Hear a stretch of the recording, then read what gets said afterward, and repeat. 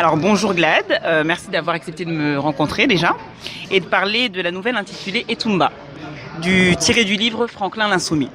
Donc la première question c'est en quelques mots, est-ce que tu peux te présenter? Oui, merci à toi d'avoir fait surtout tout ce voyage et ce trajet pour venir passer une minute avec nous. Je suis Glad Amob Lemra, auteur-réalisateur, metteur en scène, poète.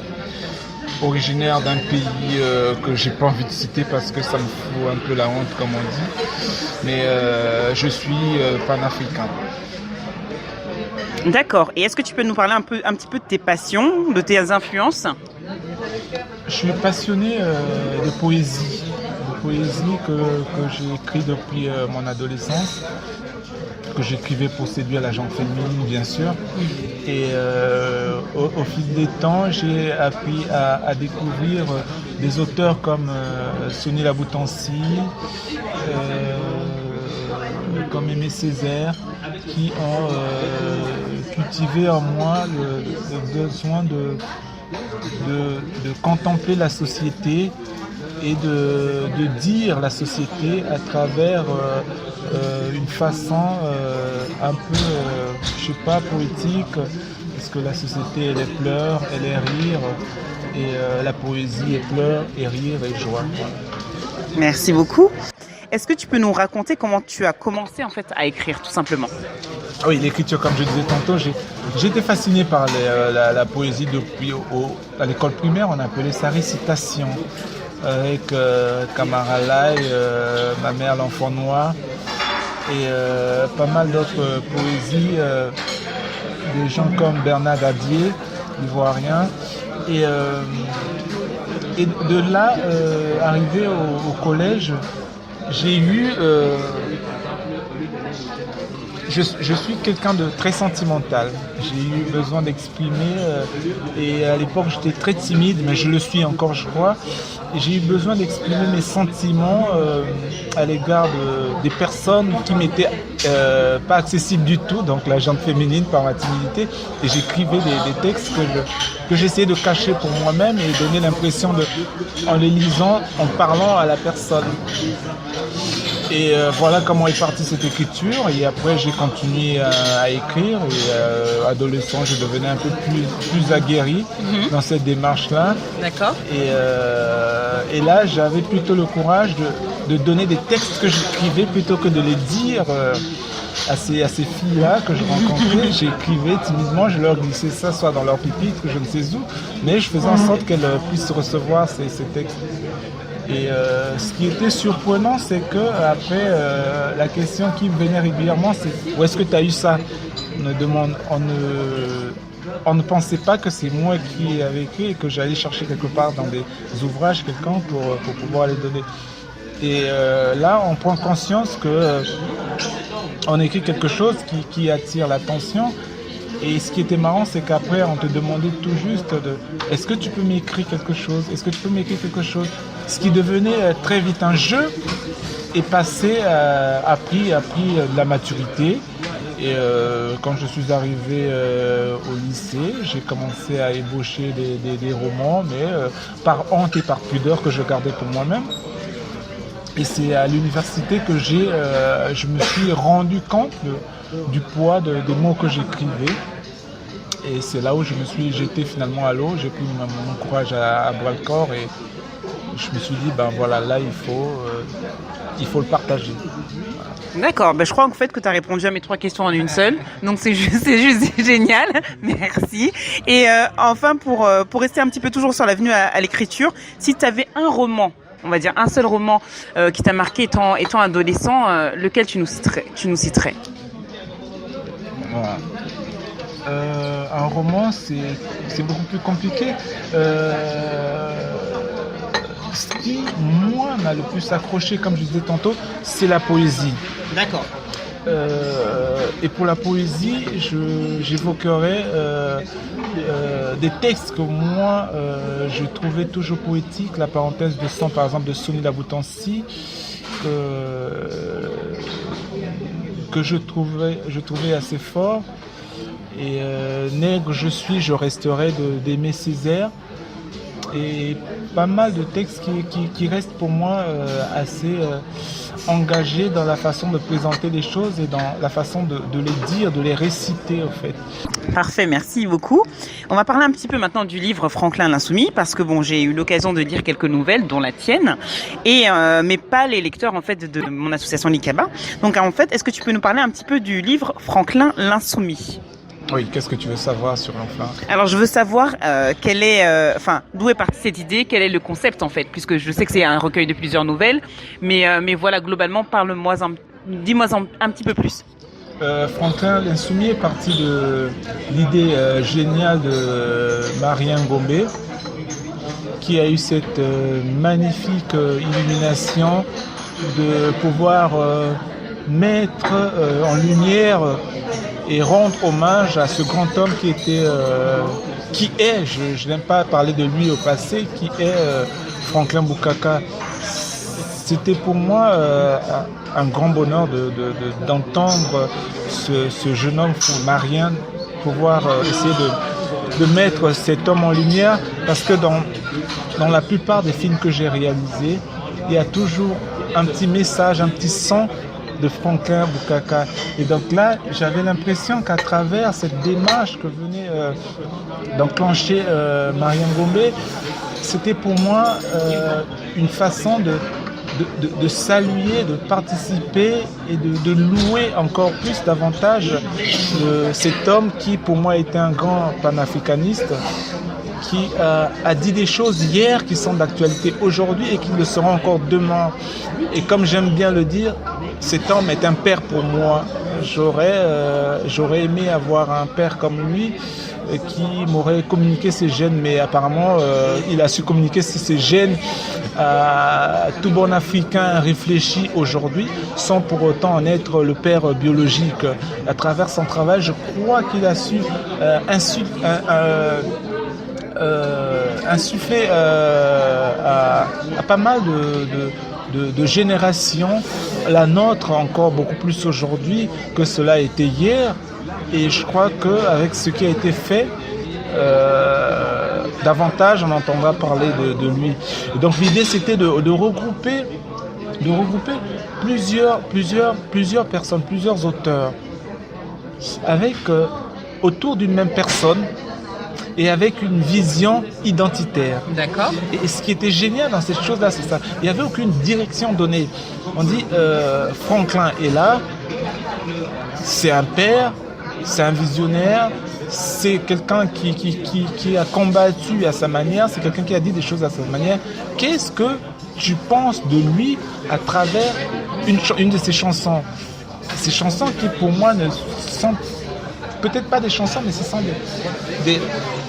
des messages parlés, j'ai envie de dire, je ne sais pas comment le dire, mais j'appellerais ça ainsi, des messages parlés, des messages transcrits à travers la musique ou sur des notes de musique. Voilà. Et ça, c'était ce qui était génial dans cette démarche-là. Et chacun a choisi, Marien a proposé des chants qui pour moi, la question ne se posait même pas. Peu importe le chant aujourd'hui, s'il faut faire un truc sur Franklin, peu importe le chant, même une seule note, je me jetterai à l'eau pour le faire. Voilà. D'accord, merci beaucoup. Donc là, du coup, on va parler de ta nouvelle, non, ta poésie alors. Je vais appeler ça plutôt poésie, c'est mieux? Oui. D'accord. Ok. Donc la poésie Etumba, que signifie Etumba déjà? Etumba veut dire combat en lingala. D'accord. Le combat. Maintenant, le combat, ça dépend maintenant après comment on le définit. Le combat, il peut être spirituel, il peut être physique, mais le combat au sens large du terme. Mais dans la démarche de Bukaka, il y a aucune recherche d'affrontement physique, il n'y a aucune recherche de sang. C'est un combat intellectuel, c'est un combat de l'imaginaire, c'est un combat dans la créativité, c'est un combat dans l'évolution même, c'est un combat de l'homme avec lui-même. Voilà. D'accord. Okay. Parfait. Ça m'éclaire bien, tu vois. J'ai lu la nouvelle, mais je voyais pas du tout cette autre dimension, si je peux dire ça comme ça. Alors j'ai retenu 3 passages. de cette poésie, pas de cette nouvelle, de cette poésie, pardon. Et j'aimerais un petit peu, pas qu'on en parle ensemble, mais plutôt, j'aimerais savoir ce que tu as voulu dire derrière ces mots. Le premier passage, c'est « L'indépendance n'a pas enfanté la liberté, elle a procréé le noir au col blanc ». L'indépendance n'a pas... Qu'est-ce que je dis des choses parfois? L'indépendance n'a pas quoi? Qu'est-ce que je dis? L'indépendance n'a pas enfanté la liberté, elle a procréé le noir au col blanc. Ah oui. Que peux-tu nous dire un petit peu plus sur ces deux phrases, si je peux dire ça? Oui, j'adore m'amuser avec les mots. C'est beau ça. Je me surprends de lire parfois ce que j'écris.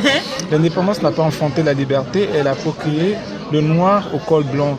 Oui, parce que quand on parle d'indépendance, il est difficile de transcrire une poésie, mais je vais essayer de me servir du petit vocabulaire que j'ai pour essayer de dire ou de comprendre ce que l'auteur a voulu dire à travers ces mots. D'accord. L'indépendance n'a pas enfanté la liberté, parce que quand on parle d'indépendance, le corollaire est fait avec liberté. Qui dit indépendance, ça veut dire une certaine forme de liberté. Mais cette liberté, au fait, elle n'a donné que ce noir au col blanc. Le noir au col blanc, pour moi, c'est toutes ces marionnettes qui Je vois très bien de quoi tu parles, bien sûr. Qui dirigent merveilleusement bien le continent africain. D'accord, voilà. On est d'accord. Voilà. On a compris exactement la même chose. Hein. Merci, c'est tout à fait ça. Donc vous n'avez pas besoin de moi. Vous avez traduit aussi bien.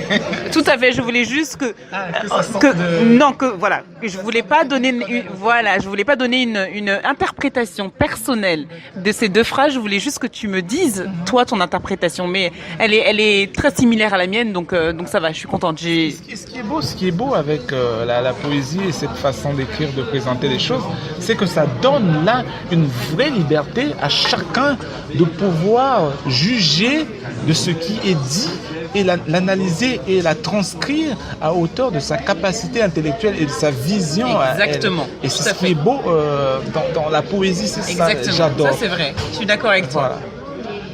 Deuxième passage, et pas des moindres. Voilà sa démocratie, une éducation que l'on doit intégrer dans nos mœurs et nos coutumes pour exister. Elle est belle aussi. Voilà sa démocratie. Je ne parle même pas de démocratie ici, je dis sa démocratie. Tout à fait. C'est bien défini, c'est pas une démocratie universelle.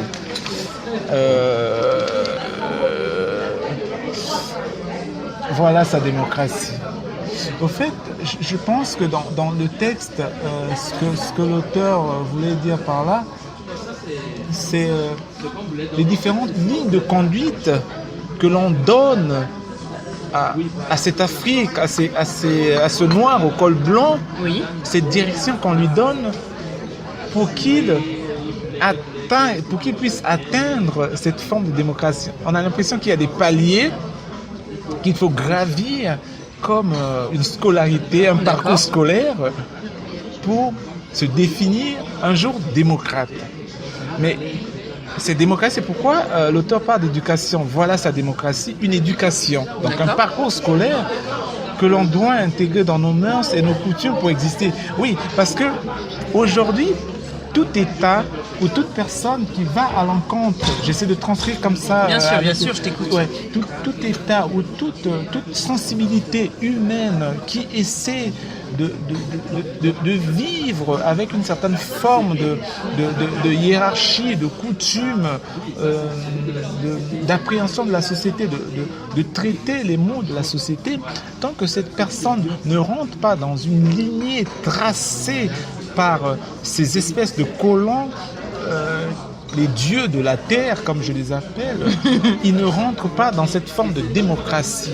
Ce qui est marrant dans tout ça, moi j'aimerais bien comprendre.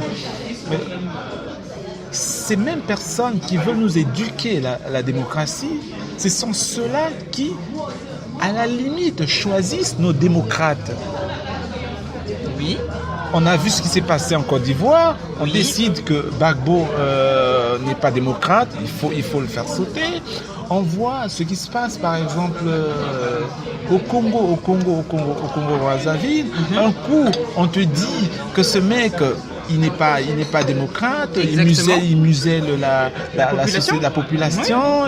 Il fait ci, il fait ça. C'est un dictateur. C'est tout ce que vous pouvez entendre. Mais un autre coup, ce sont ceux-là qui portent cette personne, qui sont les parents de cette personne. Voilà. C'est pourquoi je dis, c'est une éducation que l'on doit intégrer dans le système. Et cette intégration, c'est une façon de s'amuser, c'est du second degré. Cette éducation, c'est de faire ce que eux, ils veulent. Donc, ils te donnent une direction, 1 plus 1 égale 2. Oui. Si tu te trompes, 1 plus 1 égale 3, ça ne marche pas. Mais le jour où ils vont décider que 1 plus 2 sera égal à 5, il faudrait que tu écrives 1 plus 2 égale à 5. Oui, d'accord. Voilà, c'est tout simplement dans cette ligne-là. Et quand je regarde encore ce texte, ça m'amuse. Et je me dis, où est-ce qu'il va chercher ça? C'est bien drôle. Mais c'est très intéressant dans tous les cas. Moi, j'ai le dernier passage, du coup. Celui-là, voilà. Et je pense que ce dernier passage m'a amené à me poser réellement une question. Je vais lire le passage déjà. Espérant qu'un jour, ce noir au col blanc trouve de quoi se délecter sur la terre de ses ancêtres. Alors moi, je me suis demandé si c'était possible. Et j'ai pas trouvé la réponse à ça. Qu'est-ce que toi, tu peux me dire sur ce passage-là?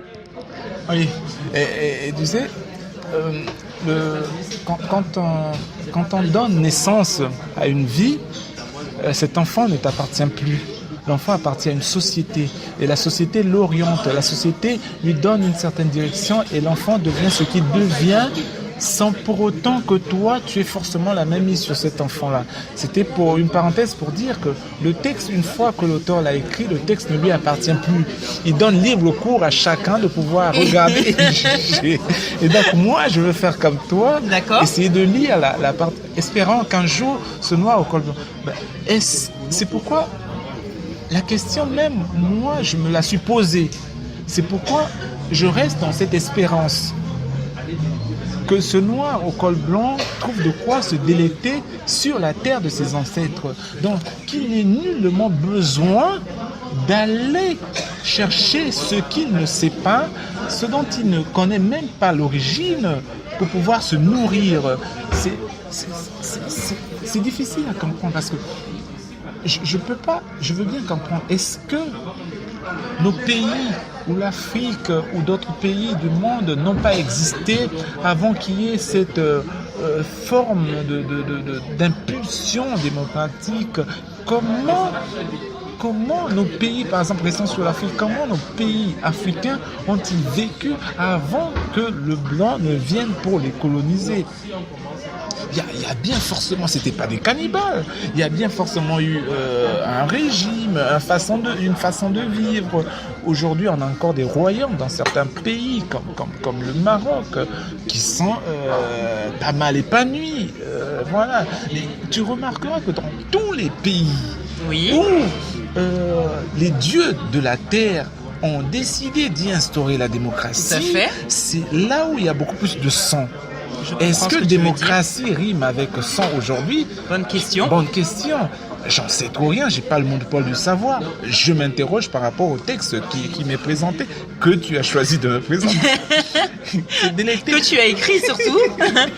Je sais pas dans quel état j'étais quand j'écrivais. Ok. Et se délecter, c'est juste revenir à nos sources. Aujourd'hui, ce qui est marrant, c'est qu'il y a tellement d'exemples dans la société.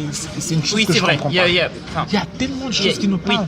Hier, en Afrique plus précisément, et dans d'autres pays du monde, dans des coins reclus du monde, ils ont toujours fait de l'agriculture ce qu'on appelle aujourd'hui bio. Tout à fait.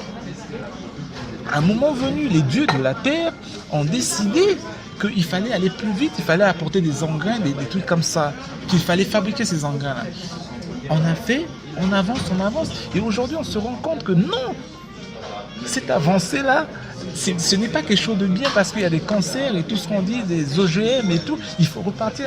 Et aujourd'hui, on est surpris de voir dans pas mal de boutiques, aussi bien en France que partout ailleurs en Europe, on nous met des boutiques ou des magasins bio. Donc ça veut dire que nous, à la base, on avait compris que le bio, c'était vital et bon pour la santé. Exactement. C'est comme les médocs aujourd'hui. On nous fabrique des médocs pour nous soigner. Mais on se rend compte quelques années plus tard, quelques décennies plus tard, que ces médocs-là étaient fabriqués. En fait, ils ont causé davantage de maladies que ce que... C'est pourquoi j'invite, un tant soit peu, à aller aux sources, à remonter le temps et à y réfléchir un tant soit peu, parce que chacun de nous a cette capacité, humainement parlant, parce qu'on est fait pareil, on est conçu pareil.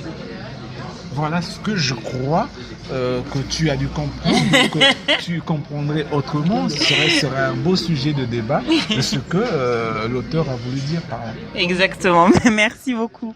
Alors moi je vais parler un peu de l'actualité littéraire en fait. Quels sont les événements en fait à venir en fait, j'arrête pas de dire en fait. Quels sont les événements à venir auxquels tu vas participer? Est-ce qu'il y en a ou pas? Comment ça se passe? J'ai actuellement un autre recueil dans les mains de mon éditrice. Donc j'espère que cela prendrait forme d'ici la fin de l'année. Et je suis en train d'écrire un récit qui remonte un peu la période des années 80 où j'ai commencé à aller à l'école primaire et que j'ai commencé à voir avec mes yeux d'enfant, par la suite mes yeux d'adolescent et mes yeux d'adulte aujourd'hui. Donc je vais essayer de parcourir cet itinéraire visuel à travers un récit que je suis en train d'écrire actuellement. Mais ce n'est pas un regard personnel parce que je ne peux pas me regarder. Donc mes yeux sont faits pour regarder ce qui est en face de moi et même dans mon dos, je ne peux pas regarder. Donc tout ce que j'écris dans ce récit, c'est ce qu'a pu vivre ce pays où je suis né et par ricochet forcément il y a l'Afrique qui accompagne parce que c'est un bout d'Afrique, c'est un morceau d'Afrique. Si je me coupe ma main, je sentirai la douleur au niveau de la tête et un peu partout. Voilà. Donc je considère cette terre où je suis né comme étant un membre de mon corps qui a été un temps soit peu égratigné ou coupé et qui aujourd'hui me permet d'avoir ce regard aussi bien sur cette main que sur le reste de l'Afrique de façon générale, parce que j'ai eu la chance aussi de faire pas mal de pays africains à travers le cinéma et voilà. Ben merci beaucoup. Comme à ton habitude, tu as répondu à mes 2 questions en une seule, donc c'est parfait. Est-ce que tu as un mot de la fin? Est-ce que tu as un petit truc à rajouter, quelque chose à dire, quelque chose qui te tient à cœur? Enfin, dis-nous tout. Ce que je pourrais rajouter, c'est que il faut juste qu'on arrive à comprendre que chacun a une part de responsabilité dans ce que l'Afrique vit, dans ce que le monde vit, dans ce que nos pays vivent. Comme dirait quelqu'un, on n'a que les dirigeants que nous méritons, on n'a que les gouvernants que nous méritons, parce qu'ils sont là, parce que nous existons. Si aujourd'hui, imaginez, je veux dire une connerie, j'aime bien Eric Cantona parce qu'il sort pas mal de conneries parfois aussi, mais des conneries saines qui poussent à réfléchir. Si aujourd'hui, dans un pays, c'est une bonne connerie, on décide tous de quitter un pays, est-ce que ce président-là sera président de quelque chose? Non. On est président parce qu'il y a une population. On est d'accord. Voilà. Et donc c'est cette population qui fait que vous puissiez être président. Donc il faut que les populations africaines en particulier, les populations du monde puissent un temps soit peu prendre conscience des réalités et puissent juger par eux-mêmes plutôt que de rester dans cette lignée que veulent nous tracer ou imposer les dieux de la terre.